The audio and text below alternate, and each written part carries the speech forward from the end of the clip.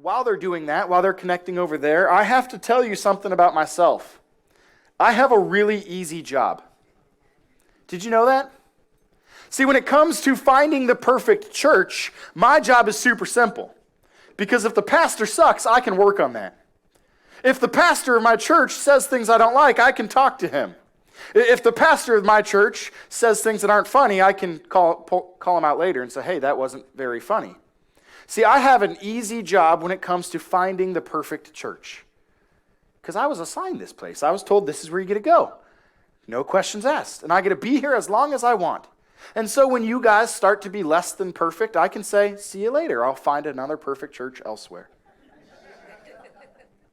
And so can you. But you have a much harder job of finding the perfect church. See, if you go to a church and the music's not what you're looking for or expecting, or maybe they miss a few notes, who do you talk to? Are you allowed to say something? Are you able to step up and say, hey, what if we did things a little different? If you go to a church and you really like the church, but the pastor says some things that are kind of uncomfortable, or maybe he says some things like, theologically, I'm not sure that I agree with that, or gosh, he seems kind of far off. Are you able to approach him and correct him? Or is he up on the stage, behind a podium in a place where he's the spoken word and you just have to submit and trust? When it comes to finding the perfect church, it can be really hard because we can find a church that has all the right people we love. They just don't have the programs we're looking for, right? Like, let's be honest. If you're single, it'd be nice if we had a singles ministry, right? A nice dating pool of Christians you know will never hurt you. Wouldn't that be awesome? Or what if you're married and you're like, I just really wish there were other married couples. And like, I love the church, but there's no married people around because they don't exist in the church, so maybe I've got to go elsewhere. Have you ever had that challenge of trying to find a new church? The perfect one is out there, I'm sure. It's just so hard to find. And unfortunately, you get into a church and like, this seems perfect in every way. Like, the people are awesome. They have great coffee. They have great food. The music's fun. I really love it. I love the messages. I'm so encouraged. And you're there for like 6 or 12 months or maybe even a couple of years. And then what happens? These perfect people at the perfect church screw it all up. You ever been there? You think you're moving in a great direction. This is where I want to be. And then the people say something really hurtful. They do something really hurtful. They act in a way that's not very Christian. And the community you thought you were getting invested in, you thought you were a part of, is suddenly not as perfect as you were hoping it to be. And so our simple solution is what? You guys have an easy job. You get to take this solution. See, if we're not perfect enough for you in this place, if we don't measure up to the things you're looking for or hoping for, if we aren't everything you anticipated in the church, you can just go someplace else. Meanwhile, I'm stuck here, and you're stuck with me. Sorry. See, there's something we build up in our culture today about this perfect church.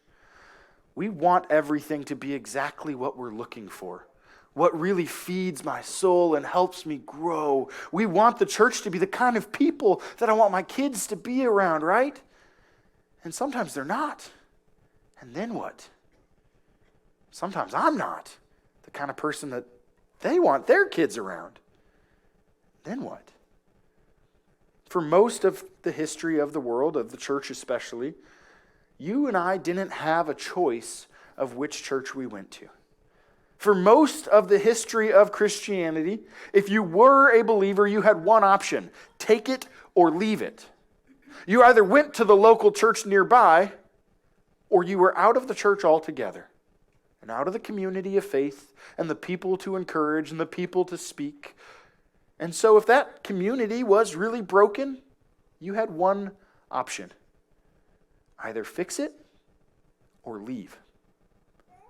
Now, we live in a world that's unfortunately inundated with perfect churches. Inundated with all these great options you can choose from. And so if this church is broken and doesn't meet your expectations, doesn't do the things you want it to do, doesn't act the way you think it should, doesn't teach what you like to hear, you have an option. Go someplace else, because they'll be better. Unfortunately, they might not be.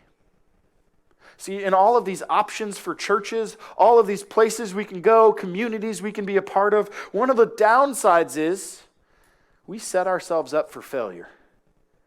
We can create an image of what we're looking for in the community, the type of people we want to be around. But what happens when they're not that? We can create an image of the things we want to hear in a sermon or in a Bible study or in whatever means of discipleship. That's what we desire. But what happens when it falls short? We have a challenge today where you have any number of options of where you could spend your Sunday morning or your Wednesday night or your Tuesday afternoon or whatever day you gather to worship. And not all congregations are created equal. Not all gatherings of Christians are equal. In fact, we're very different. If you've ever been to a Baptist church, they look and feel a little different than we do. If you've ever been to a Catholic church, they look and feel a little different than we do. And there's some strengths and some weaknesses in both. So how do you find the perfect church? Well, I would like to do a little experiment, and this experiment requires all of your participation. So if you're here and willing to participate, will you raise your hand? Cool, about half of you, so this might work. All right. The ushers are going to hand out some cards right now. These cards just simply have 10 yes and no check boxes. I don't want you to put your name or any identifier on this card. I'm going to ask you a series of 10 questions, and I would like you to just check yes or no.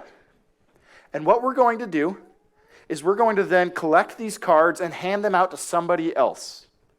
So you won't know whose card you have. You won't know who you're representing. But just to see how perfect you are as a church, I want us to do this little experiment.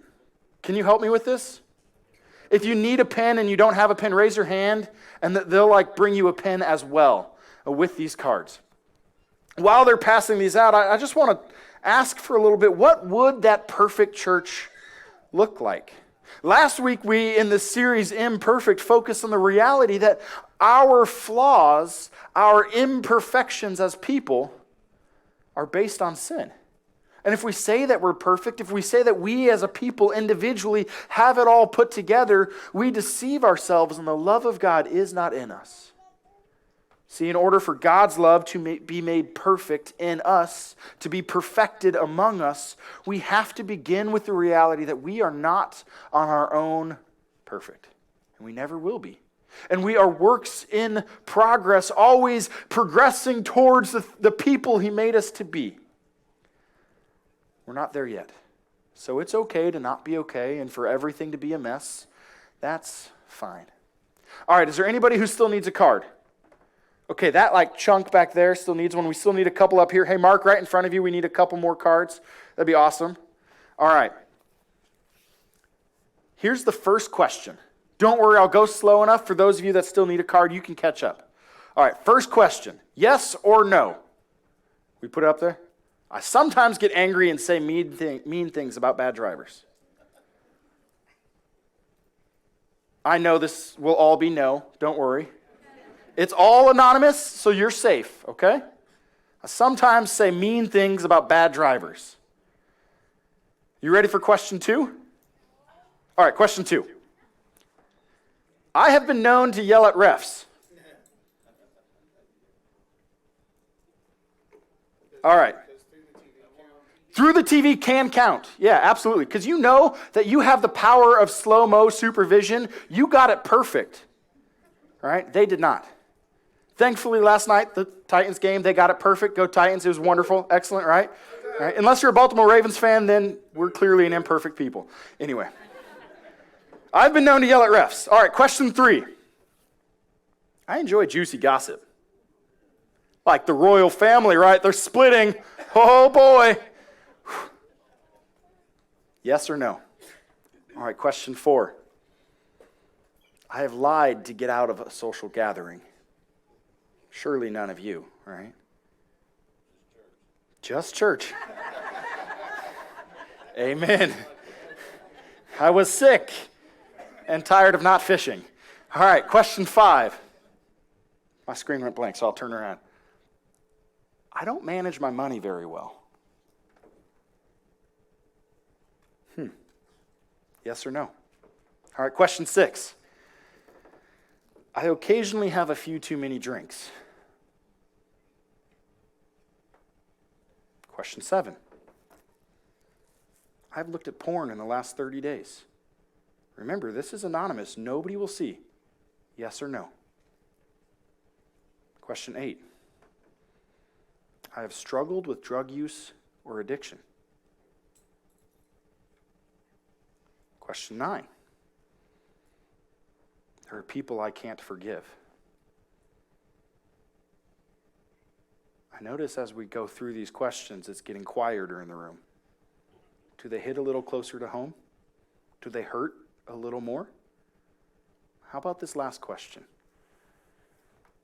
I've been physically, emotionally, or sexually abused. Remember, nobody will know that this is you, so answer totally anonymously. Yes or no? Now I'm going to ask the ushers to pass the buckets. We're going to collect these and hand them back to you. Now, when we hand them back to you, we don't know whose card is whose. Here's what I want us to do as we hand them back.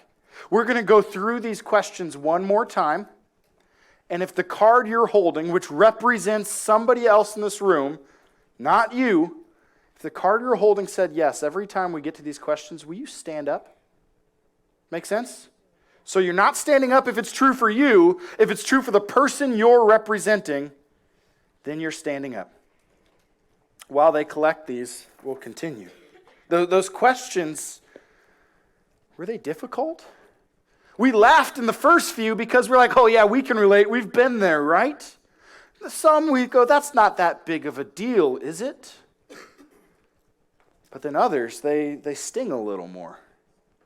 Last week, as we talked about being the imperfect church, the imperfect people, one of the things we discussed is that you and I need this vulnerability. It says, I am not okay. That's okay. I intentionally put these questions in this order because I knew starting out with those easy ones or probable ones, people have no problem saying, yeah, I've done that. That's fine. But what about these last ones? Where maybe it's not something you've done, but something that's been done to you. See, if we are going to be a people that are not okay, we have to be a people that are okay with really uncomfortable, not okay things. If we're looking for the perfect church, this is the first thing you have to find. The perfect church is the one that is willing to be okay with really big messes. If your mess is too big for the church, you're in the wrong place. More importantly, if your mess, if your brokenness is too big for the God of the church who suffered and died for us, you're in the wrong place. All right, will you guys pass those back out? Now they're all mixed up. We don't know whose is who. We're going to pass them out. We're going to try this again. All right? And if I could maybe get a couple people to speed it up, maybe just jump up and help hand them out. Doesn't matter who gets what. We'll just pass them out and keep going. All right? Awesome. Thanks, guys.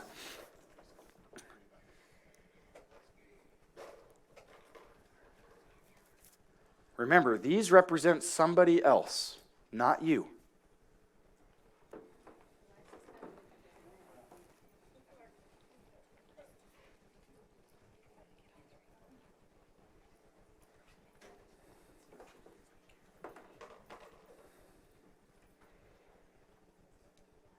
For those of you joining us on live stream, I know we don't get your answers and you won't be able to see the room. So I'm just going to tell you that every time people stand up, I'll let you know about how much of the room is standing.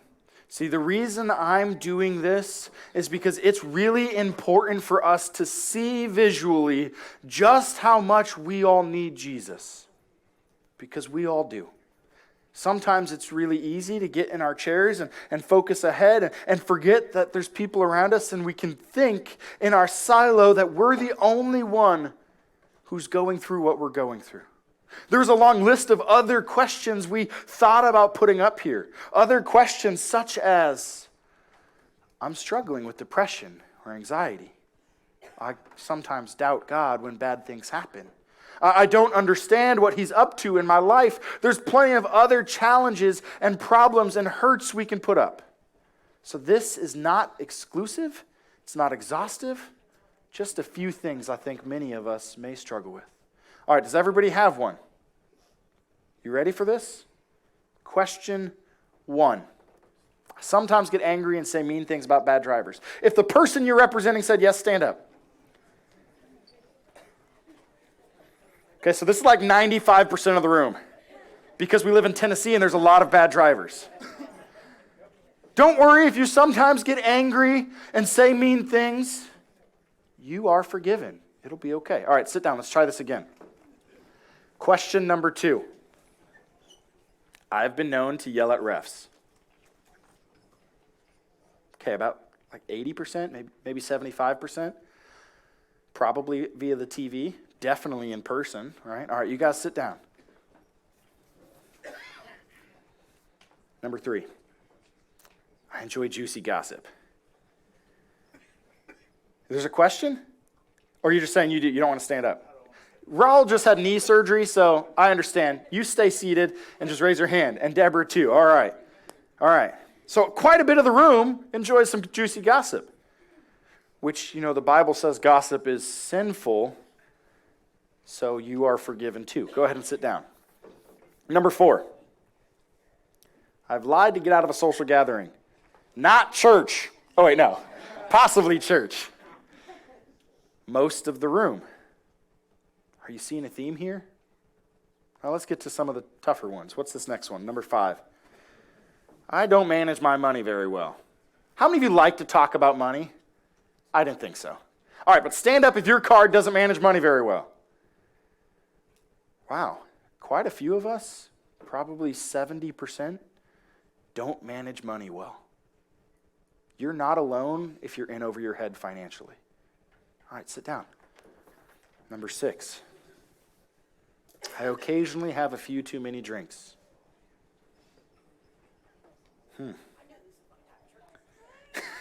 Jackie says she knew this was her kind of church. About half of us occasionally have too many drinks. All right, sit down. Number 7. I've looked at porn in the last 30 days. A good number of us, 20, 30%, have looked at porn in the last 30 days. You are forgiven in this place. All right, sit down. Number 8. I've struggled with drug use or addiction. Again, maybe 20 or 30% of us. You are not alone in this place. All right, sit down. Number 9. Her people I can't forgive. Maybe about half. Half of us have somebody we can't forgive. You're not alone in this place.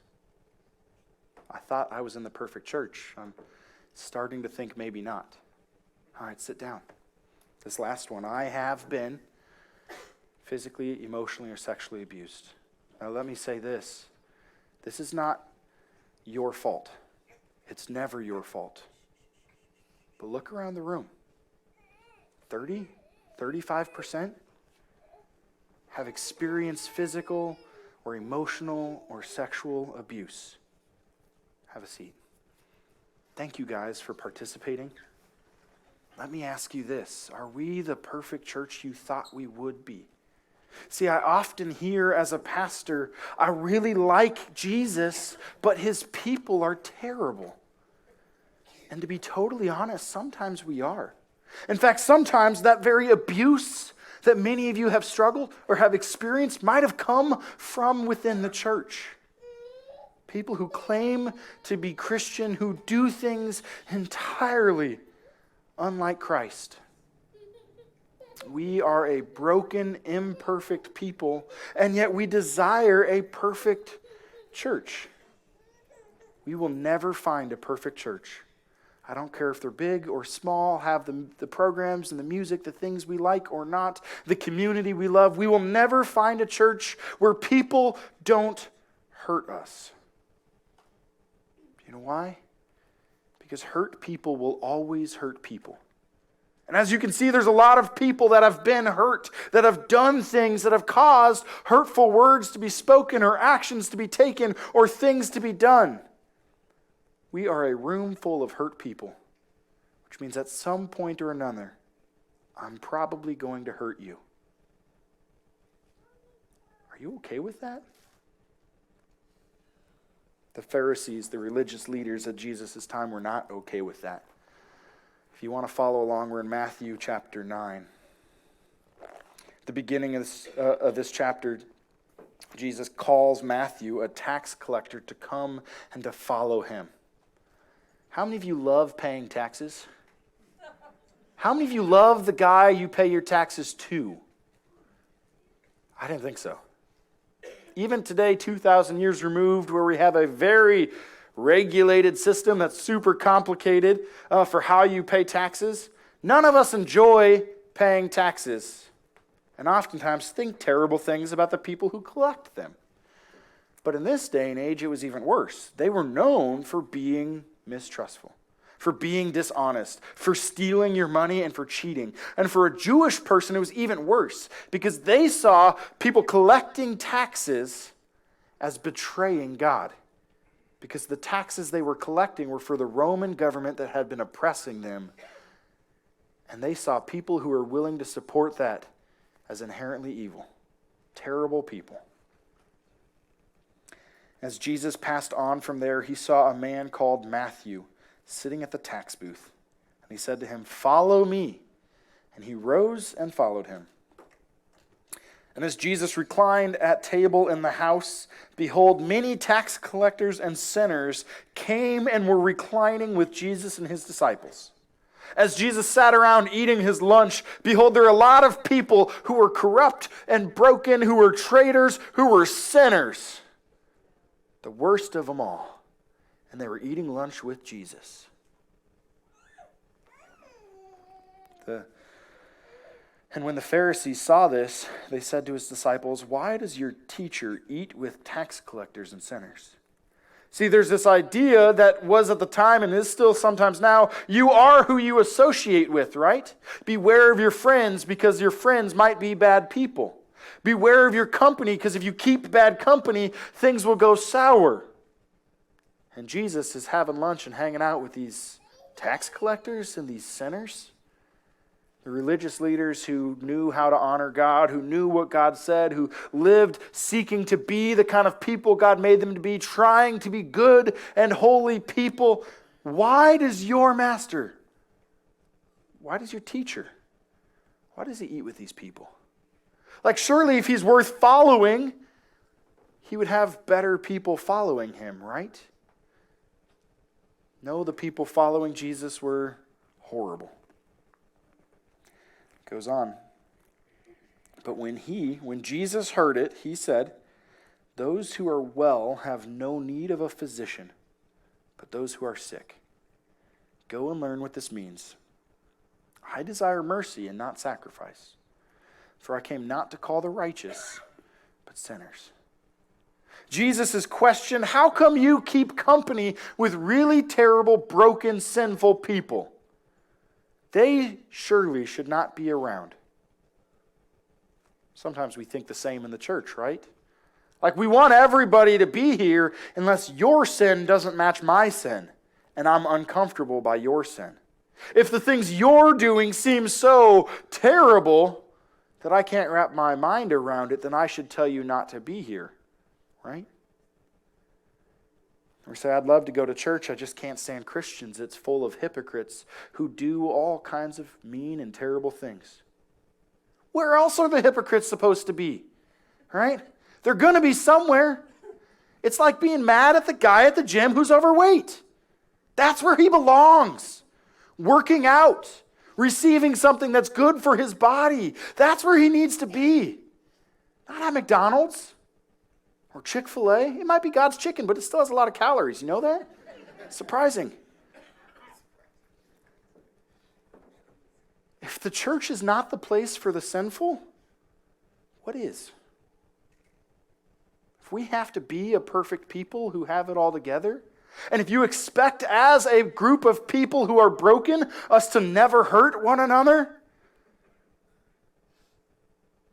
where will we ever be able to be real? Jesus says, look, those who are well, they don't need a doctor. Does anybody just go to the doctor because it seems like a fun thing to do? Like, I just want to see what they're going to test me for. How they might poke and prod me. That sounds fun today. Let's do that. I want to see what this cocktail of medicine might do to my body. Let's just try it. Anybody? No, you're right.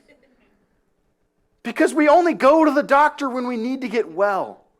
When there's something about us that isn't going the way it's supposed to. And sometimes the doctors do a wonderful job. And other times they have no idea how to fix the problem. They're like, I'll try my best. Sorry I made it worse. Don't sue me. And then what? Jesus says, look, it's those who are sick who need to get well. Go and learn what this means. I desire mercy and not sacrifice. See, the Pharisees had this idea, if only we give up the sinful things, if only we stop doing the bad things, if only we work harder and try more and do better, then we can receive what God is giving. Then we can have it all figured out. We can not only be the perfect church, we can become perfect people. But Jesus said, look, I desire mercy and not sacrifice. It's not about what you give up for me. It's not about how much you lay down or you struggle or you toil or you strive. It's not about that. It's about mercy. Mercy is not giving somebody what they deserve. So when you deserve punishment, instead I don't give it to you. When you deserve to be alienated, instead I include you. When you deserve to be shunned and pushed away for the things you've done, instead I say you belong here, in this place. And you know what? Maybe because of your brokenness, you're going to hurt me. That's okay. And I don't say that's okay, like just let them keep hurting you. That's a different conversation, all right? But if you're looking for the perfect church where everybody gets it right and nobody bothers you ever, you will never be satisfied. See, every place you go, hurt people will hurt people. But here's the really cool thing. Changed people, they change people. But by virtue of becoming somebody new, not by trying harder, but by receiving this mercy and living in this grace and walking in the promise that He wants to be with sinners like me. By virtue of this, it changes who we are and how we see others. And in turn, we get to begin to love those who are maybe even worse than me. Maybe those whose sin is more uncomfortable than mine. We're all really comfortable with one another yelling at the refs. But what about the abuse or the drinking too much? See, we get to be a people who recognize we are imperfect as a people, and we will be an imperfect community. We will be a people who don't always get it right. And sometimes those who shouldn't hurt you the most. And sometimes those who should love you the least. And sometimes those who've been forgiven the most forget what it's like to forgive others. And yet God still calls us to be His. One of my favorite verses is in Colossians chapter 3. Describing who we should be as a people, how we should live. It says this. Let me put this up there. Put on then as God's chosen ones, holy and beloved, compassionate hearts, kindness, humility, meekness, and patience. Now, before we continue, how many of you got dressed this morning before coming here? All right. Did anybody roll out of bed and come here? You're totally welcome to do that if you go to sleep with clothes on, okay? By the way, that's totally fine here. The nakedness, that causes some other problems, so put something on. In the same way we put on clothes every single day, we make an intentional decision to cover our nakedness. In the same way, He says, put on then as God's chosen ones, compassionate hearts, and kindness, and humility, and meekness, and patience. Imagine if that's how we dressed ourselves when we came to gather. We woke up in the morning and said, today I'm going to go to an imperfect church and be surrounded by imperfect people. So I'm going to be compassionate, and I'll be kind, and I'll be humble, and meek and patient. And the problem with patience is when you try to put it on, God's going to give you a lot of opportunity to be patient. Which means the more you want to be patient, the more people are going to drive you nuts. It's science. It always works that way. He goes on, he says, bearing with one another, and if one has a complaint against another, forgiving each other. I like that it says if one has a complaint. See, sometimes the things that happen in this imperfect church are sinful. Like sometimes somebody does something wrong and needs to seek forgiveness. But other times, it's just a complaint. I just don't like it. It's not what I wanted. It's not my preference. It's not what I would prefer. If we have a complaint against one another, let's forgive. You know what? It doesn't matter that the coffee was maybe not the coffee I would prefer to drink. It doesn't matter that the music maybe missed a note or maybe didn't sing the songs I like to sing. It doesn't matter if the pastor misspoke and said something. It doesn't matter in all of these imperfect ways. I'll just forgive it and keep going. Why? Because as the Lord has forgiven you, so also you must forgive. We are gathered in this place as imperfect, broken people because we have a perfect God who loves us enough to become broken for us. And when we look upon that cross and we realize just how broken he became for us, it frees us to allow ourselves to be broken for other people. You might hurt me in the context of this community. You might say something or do something that offends me, and I will definitely do the same. But because we've been forgiven, we can live with our imperfections. We can deal with the fact that things aren't all the way I'd like them to be, and we can begin to throw ourselves in and say, instead of complaining about the problems, instead of wishing I could be someplace that was perfect, instead of hoping other people would suck less, I'm going to be here as one person in the midst of a broken community that chooses to do things differently. And when you hurt me, I'll forgive. And when you come against me, I won't come against you. I'll bear with your sin. And when we become this church, really, really okay with not being perfect individuals, but even more so being okay with not being a perfect church, it's okay when things don't go the way we planned. Let's put on compassionate hearts and kindness and meekness and patience. When we do this, his love will always shine in our community. And there will be times when people come against you and it hurts really deep. And so you should seek forgiveness and reconciliation. It's okay to say, Adam, that was mean. Don't do that again. I'm sorry, forgive me. It's okay to say, I really don't like the way we do the coffee. Can I help change that? That's okay. It's okay to say, I want to give myself to this community to make this community better. What's not okay is saying this community is broken, I'll find a better one elsewhere. Because the truth is, they'll be broken too. You'll always be chasing something you'll never find, the perfect church. Will you join me in prayer? God, we come before you and we confess that we are by nature sinful and unclean. Each and every one of us is broken by the things we've done and the things we've left undone. God, we are broken by the way that we have treated others, and in turn by the way people who call upon your name have treated us. We confess to you that the hurts caused by other people's sin, they still linger deep. We want to be a changed people who surrender our hurt and our pain and our complaints, who surrender all of these challenges and lay them before you and trust that you will be enough. Create in us hearts, Lord, that are compassionate and kind and patient and meek, that will bear with one another. Forgive as you have forgiven. And as a group of imperfect people in the imperfect church, may we trust that you are perfect and you will be more than enough. We pray this all in Jesus' name. Amen.